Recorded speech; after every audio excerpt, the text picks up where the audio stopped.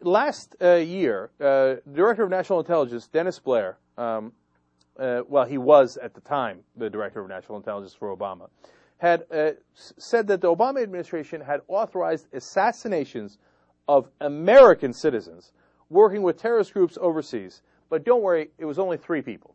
And they were really, really bad guys. Okay? Now, remember we had the former covert operative from the CIA on the show yesterday, Barry Eisler, right?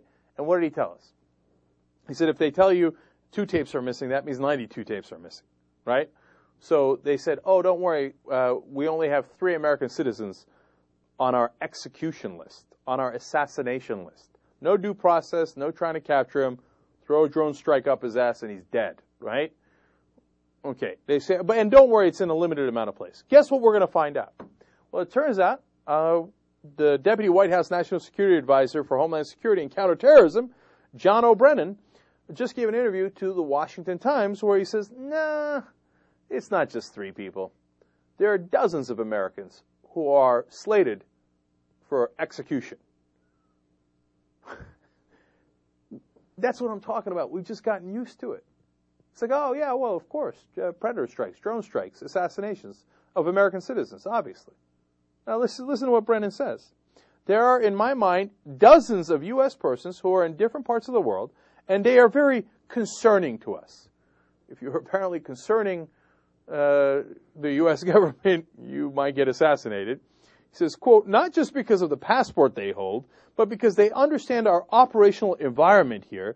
They bring with them certain skills, whether it be language skills or familiarity with potential targets, and they are very worrisome, and we are determined to take away their ability to assist with terrorist attacks. Let's put on the decoder ring. That means, hey, if you grew up in New York or you grew up in Kansas, well, you are understand our operational environment here. And if you are fluent in English, they bring with them certain skills, whether it be language skills or familiarity with potential targets, like a mall in Minnesota, right? He's talking about American citizens abroad. They just make a decision. That's it. You're on the list. That's it. This is not the Bush administration. This is the Obama administration. It's not that Bush didn't do this. It's that Obama has expanded it. Change, you can believe it. All right. Brennan continues. If an American person or citizen is in a Yemen or in a Pakistan or in Somalia or another place, and they're trying to carry out attacks against U.S. interests, they also will face the full brunt of a U.S. response. What we need to do is apply the appropriate tool and the appropriate response. That appropriate tool is a bomb on top of your head coming from a predator. Now, does it sound like it's limited to you guys? Dozens of Americans. It could be Yemen, Pakistan, Somalia, or any other place, and you will face the full brunt of the U.S. response if you are assisting other terrorists. Now, do you trust their definition of that? All right. Don't talk to anybody fishy in Germany if you're on vacation there, or in Italy or France. I don't know. I mean, look, do I think that they're going to go and start assassinating random American tourists throughout the world? No, I don't think that, okay? I hope not. That would be beyond absurd. But once you give the government ultimate power like this, how do you walk it back, and where do they draw the line? Those are the questions. So don't worry, though. The legendary General David Petraeus will help you draw that line, because he has, quote, ordered a broad expansion of clandestine military activity in an effort to disrupt militant groups or counter threats in Iran, Saudi Arabia, Somalia, and other countries in the region. Once again, other countries in the region. Have at it, Hoss. Okay? And this was leaked to Mark Mazzetti at the New York Times. That means that General Petraeus told him to write it, and he did. So Petraeus is letting you know, I can execute anybody in any of these countries. Okay, next. What else would you like to know? Mazzetti also says that there's a joint, I love this title, Joint Unconventional War Task Force Execute Order.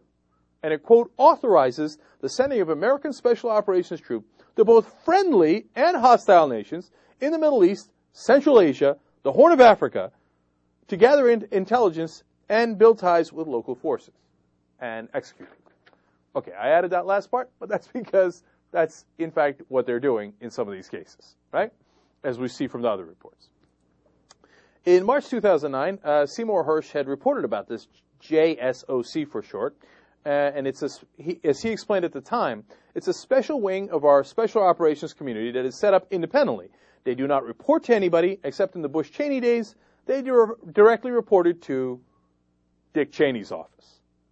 And Congress had no oversight of it. So, now, if you thought it's bad that we don't know where they're drawing the lines on which American to execute, don't worry, during the Bush years, without consulting anyone else, the vice president would get to make that decision.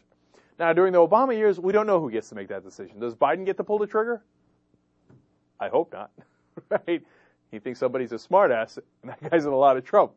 No, it's not going to work that way, but it is this enormous power. Okay, now, who ran this special unit, the JSOC, from April 2003 to August of 2008? You want to guess? The commander in charge. Huh. General Stanley McChrystal.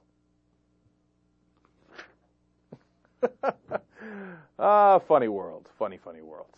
Okay. But don't worry. He seems like he's got everything figured out. He wouldn't be foolhardy or rash. He wouldn't make decisions that don't make sense afterwards. He's got a lot of common sense, and he's got, what is it, JR? Nunchucks? Okay, I got it right this time.